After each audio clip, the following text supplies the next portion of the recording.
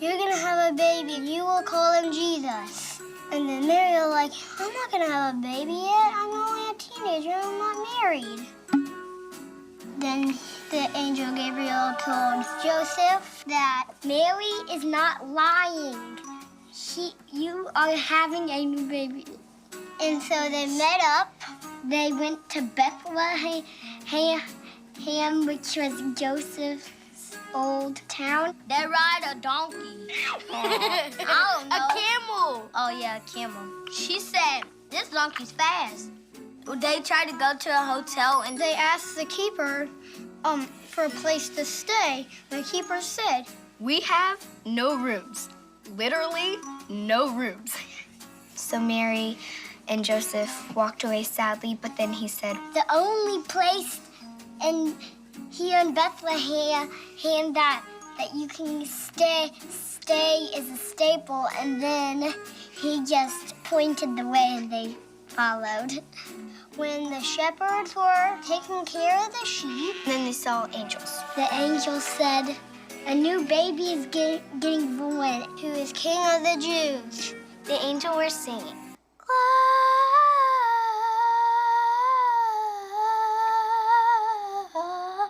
Glorious. And then the shepherd said, I think we should go there and meet him. The second, I think, said, yeah, I agree with you. And the other said, yeah, me too. They had to walk through a bunch of grass and bushes, maybe have to camp out a night. And then the wise men heard about it. And then a star appeared. We should probably follow that star. It's pointing down to the barn. So maybe we should follow it. Maybe. So the wise men went to Jesus. They gave them gifts. A stuffed animal, like a hippo one, that I have at home. Some diapers, and some wipes, and some milk, some shoes, some Jordans. Gold ring and Latimer. And I don't know how I would survive in that barn. Too stinky, too crowded, and ugh. I think he probably pooped because the room was very smelly. Thank you for coming. He's adorable. He's gonna be our best friend. I love you, and you're the best baby I ever seen. There, I said it. The new baby is gonna change the world.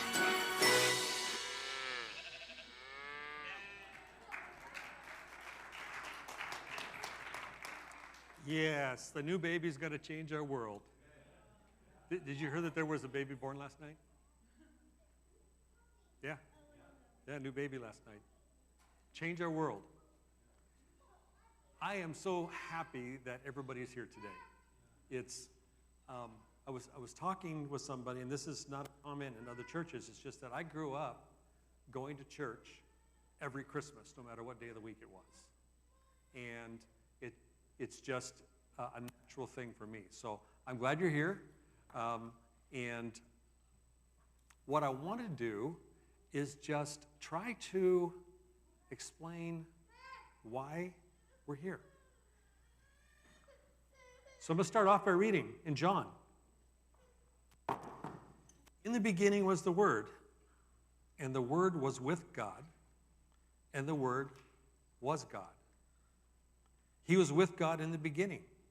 Through him, all things were made. And without him, nothing was made that has been made. In him was life, and that life was the light of all mankind. The light shines in the darkness, and the darkness has not overcome it. The Word became flesh and made his dwelling among us. We have seen his glory, the glory of the one and only Son, who came from the Father, full of grace and truth. All right, well, that's it for today. Because I think John sums it up pretty good. But I want to go back and talk about what we've done this whole month, actually starting at the very end of November. We have the Advent candles. And if you recall, if you know of Advent, it's a way to prepare ourselves for today. first week of Advent, we talk about hope, promise. And in Isaiah, it says, the people walking in darkness have seen a great light.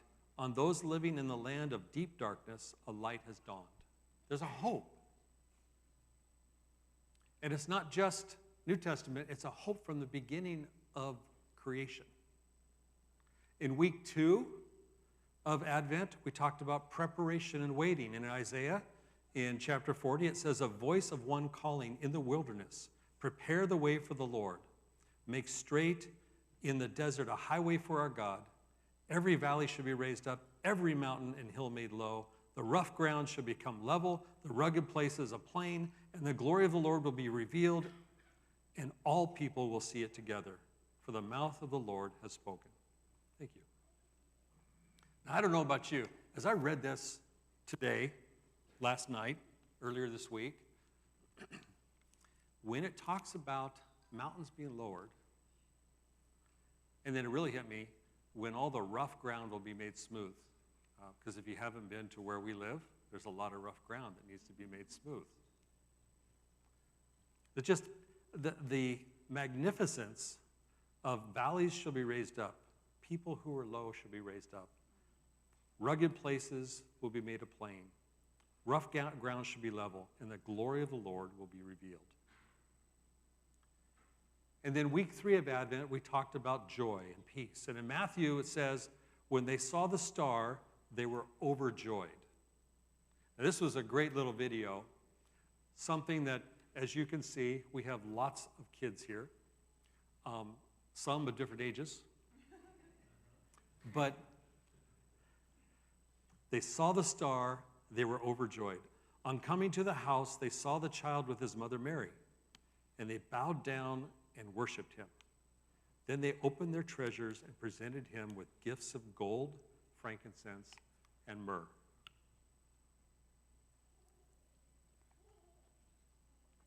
And then in week 4 of Advent, last week, the topic is love. And I think we're all familiar with John 3:16. For God so loved the world, he so loved the world that he gave his only Son, that whoever believes in him shall not perish, but have eternal life. For God did not send his Son into the world to condemn the world. I'll say that again. I think sometimes we lose that part. We know 16, but we miss 17, 18, and 19. God did not send his Son into the world to condemn the world, but to save the world through him. Whoever believes in him is not condemned, but whoever does not believe stands condemned already, because they have not believed in the name of God's one and only Son. There's a whole sermon in that one to begin with, but understand, not believing in God doesn't create condemnation.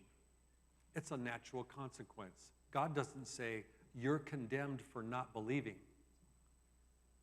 I heard this example, and if everybody knows, underneath the kitchen sink is stuff that is dangerous generally, from maybe some liquid plumber, bleach, whatever you use to clean. Most of the cleaning stuff is under the kitchen sink. You tell your child, don't drink what's under the kitchen sink. Maybe you lock it up. If they do drink, it's not your hand that's going to punish them. It's the consequences of drinking that is going to hurt them. Does that make sense? So when John's talking about condemnation, this is not God saying, you're condemned because you don't believe in my Son. He's saying, you're already condemned. Believe in my Son, you're no longer condemned. God did not send his Son into the world to condemn the world, but to save the world through him. Whoever believes in him is not condemned, but whoever does not believe stands condemned already, because they have not believed in the name of God's one and only Son. Verse 19, this is the verdict. Light has come into the world, but people love darkness instead of light, because their deeds were evil. Light has come into the world. Another whole sermon is the physics of light and dark. I think you all know you can't turn on darkness. You turn on light, and you turn off darkness. There's no way to turn the darkness on. It's just the absence of light. Just like cold is the absence of heat. You turn the light on, the light is coming to the world. And then today, week 5. Normally, when Christmas is maybe midweek or something, a lot of times we do the 5th candle Christmas Eve, but we're doing it today. And it's Emmanuel, God with us, because today He is with us. In John, it says, the Word became flesh and made His dwelling among us. We have seen His glory, the glory of the one and only Son who came from the Father, full of grace and truth.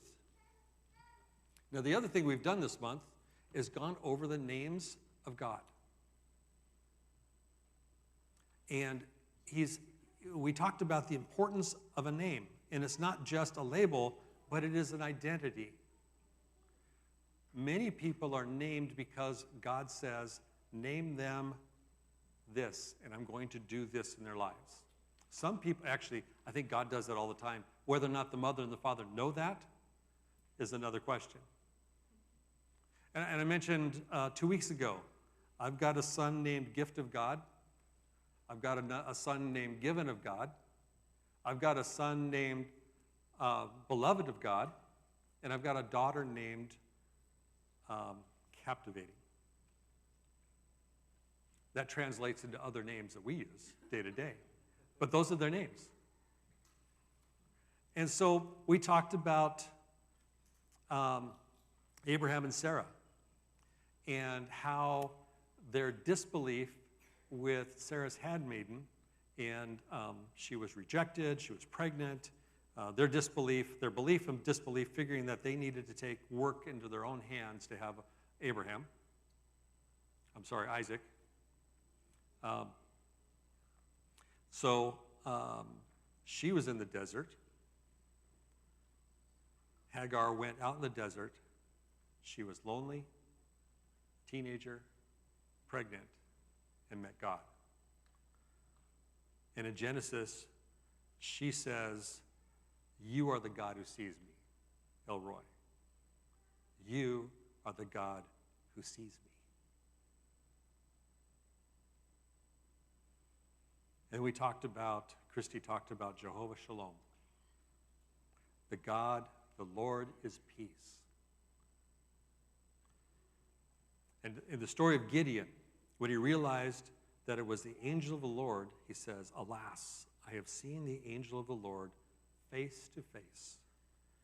And the Lord said to him, peace, don't be afraid. You are not going to die. He's the God who sees you. He's the God who gives you peace. He's the God who provides, Jehovah Jireh. If you remember the story, there's one other story about somebody willing to give up his son in the Bible. And after Abraham and Sarah finally had Isaac, going through trying to do it on their own, God says, sacrifice your son. And in Genesis 22, I'm going to read this because it's significant for me. Abraham answered, God himself will provide the lamb for the burnt offering, my son. And the two of them went on together. That answer is a response to a question. Isaac was older. He wasn't just a child that Abraham carried. Isaac was actually helping to carry the wood to the altar for the sacrifice.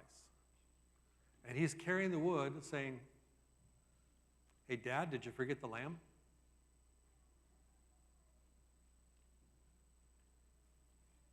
Different kind of love. Different kind of obedience. But Abraham said, God will provide a lamb. He's the provider. Abraham looked up, and there in a thicket was a ram caught by its horns. God provided. God said, don't touch your son. The God who provides. And then we talked about Jehovah Raah, the Lord who heals. And this example in the Bible is in Exodus, when Moses cried out because they were thirsty. 3 days with no water. Anybody done that? I mean, I'm in trouble if I go a few hours or maybe half a day. I can go a few hours because the coffee has water in it, right? Coffee is water? Yeah. Moses says, what do we do? You brought us all this way. And he says, throw the stick in the water. It's a new purification technique. Throw the stick in the water, and the water became healed. And God said, I am your healer. I will take care of you. And if you pay attention to my commands and keep my decrees, I will not bring to you any of the diseases that are in Egypt. And then last week, we talked about Jehovah Raah. The Lord is my shepherd. And I think you all know the 23rd Psalm. The Lord is my shepherd. I shall not be in need of anything. And then it talks about all those things that he might need, but God takes care of him. There's another idea of shepherd. The Lord is my shepherd. I was in Colorado Springs last week, and it just was impressed upon me during Craig Rochelle's sermon with having church with my son and daughter-in-law and their family, in that he talked about the status of a shepherd. Now, we think of a shepherd as one who takes care of, husbandry. But a shepherd is out in the field. The shepherd is living with the sheep every day. I don't know if they had a nice tent from Cabela's to sleep in, but they were with the sheep every day. They were not considered actually any status in that society. They were the low. And that's who God revealed himself to. In a smelly barn. They're smelly today. They've got to be smelly back then. And if they're not smelly today, then whatever disinfectant they're using was probably not available back then. He revealed himself, the Messiah, the Savior of the world, not to the kings, not to the politicians, to the shepherds, to the lowest. Because he came for those who are sick.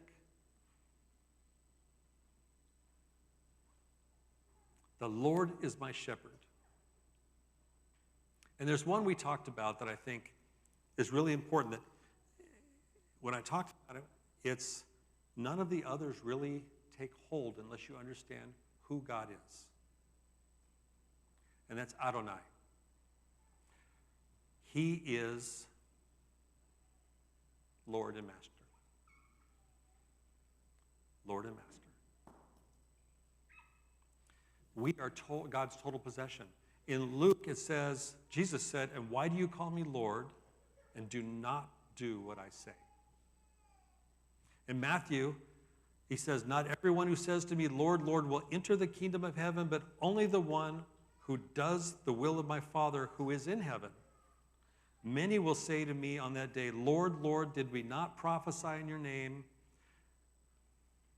and in your name drive out demons, and in your name perform many miracles, or in your name start preaching, or in your name help people downtown, or in your name provide some lodging for someone who's homeless, or in your name,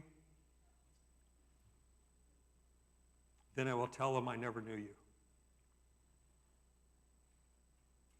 When we quote the Lord, it has to be more than a word.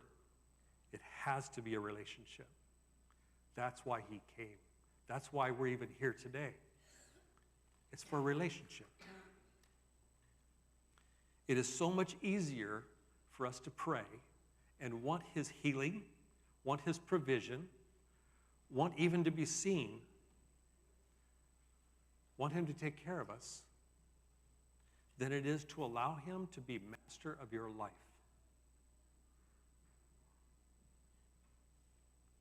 But that's why we're here. For him to be master, he has to be above everything. So, just like we ended Advent with Emmanuel,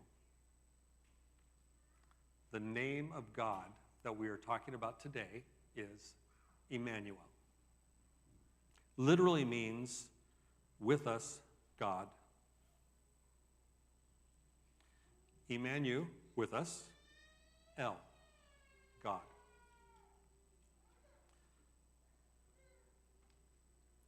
In Isaiah chapter 7, therefore the Lord himself will give you a sign. The virgin will conceive and give birth to a son, and will call him Emmanuel. In Matthew, all of this took place to fulfill what was said in Isaiah. Through the prophet, the virgin will conceive and give birth to a son, and they will call him Emmanuel. Hundreds of years between the prophecy and the fulfillment of the prophecy. But here's a question for you. Hasn't God always been present? He's omnipresent. Even David says, where can I go from your spirit? Where can I flee from your presence? If I go up to the heavens, you are there. If I make my bed in the depths, you are there. If I rise on the wings of the dawn, if I settle on the far side of the sea, even there your hand will guide me, your right hand will hold me fast. Jeremiah says, God says in Jeremiah, am I only a God nearby and not a God far away? Who can hide in secret places so that I cannot see them, declares the Lord. Do not I fill heaven and earth? So he's always been with us. So what's the difference? Why Jesus? The difference is this. The difference is the cross.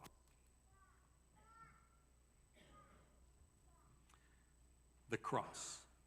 The only reason this birth is special, the only reason we celebrate Emmanuel, that God is with us, or Jesus, which means he will save his people from their sins, the only reason that is significant is because of the cross.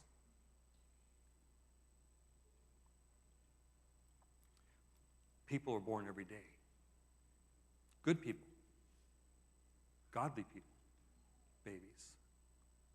How many do you remember? How many do we celebrate? I mean, we celebrated my daughter's, my wife's, my son's, and my granddaughter's birthday a week ago today. It's not because of their death. This today is important only because of his death. Emmanuel, God with us, and here's the difference, God in us. God's always been with us, but Christ's death put God in us. The veil in the temple was torn. The sacrifice is done. It's not a matter of Isaac looking around for the lamb and God providing the lamb. God provides all the time now because the sacrifice is done. And that's the cross is why today is significant. And that's it. He is God with us. He became flesh, made his dwelling among us. We have seen his glory, and now his glory is in us.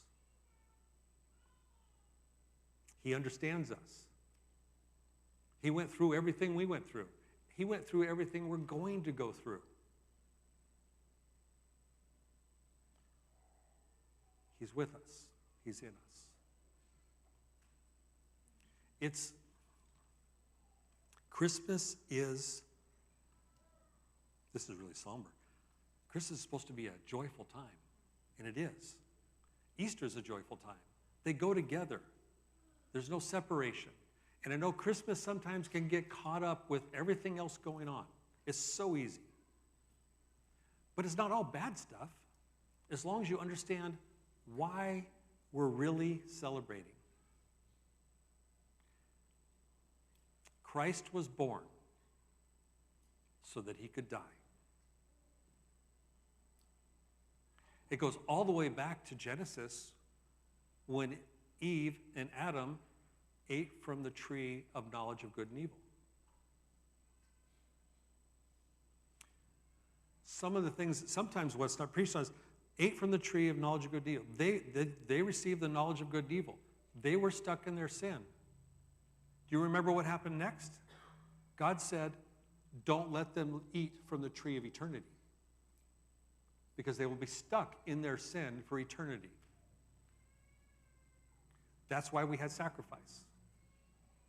With him living in me, I have access now to the tree of eternity in the Garden of Eden.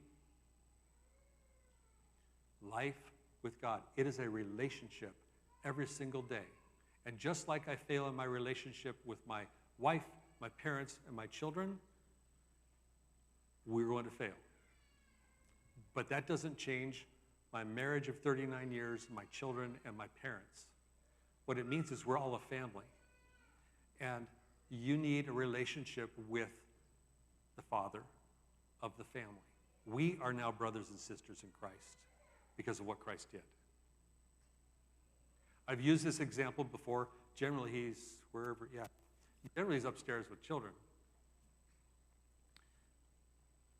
Tim is my son. Nate is my son. David's my son.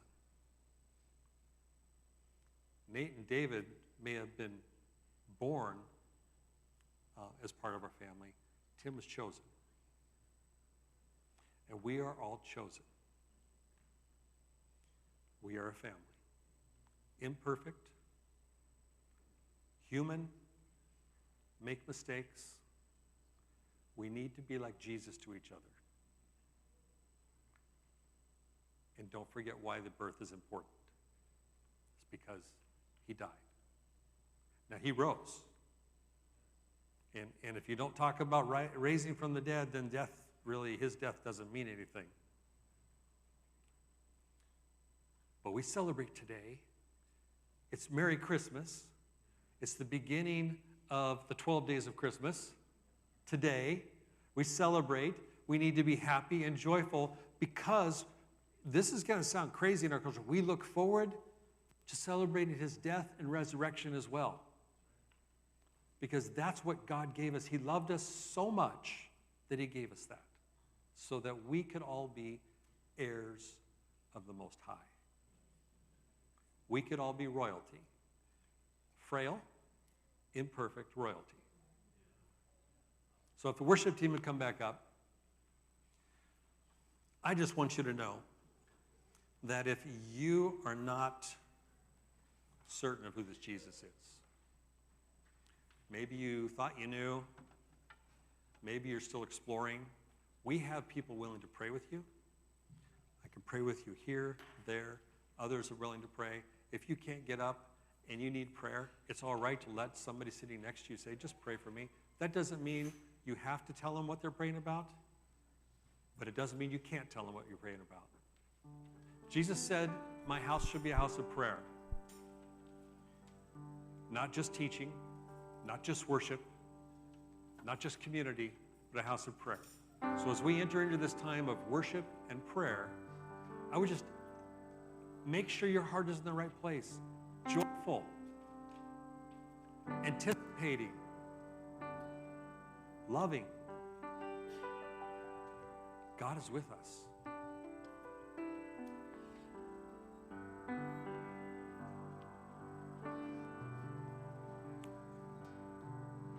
I'm just going to invite you all to stand. And as he said, we don't want to leave this building without prayer. And we believe in this church of the laying on of hands. I don't know what you believe, but we believe that the power of touch, it's powerful. So I'm going to ask that you hold each other's hands. This is going to sound crazy. Hold your neighbor's hand, and if you don't have a neighbor, scooch, so that we can be one body in prayer.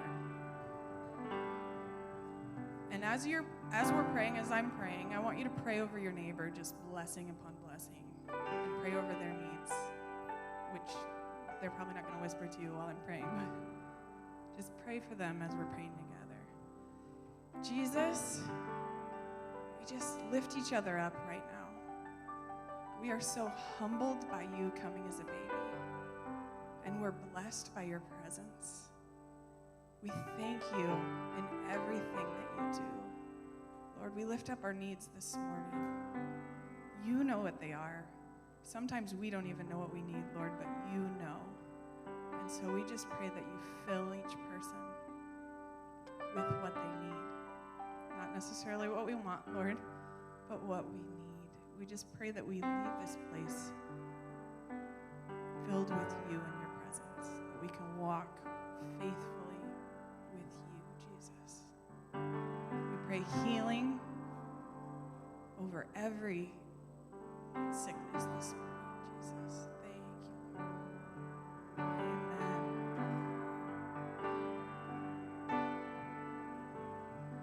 Oh, holy night, the stars are brightly shining.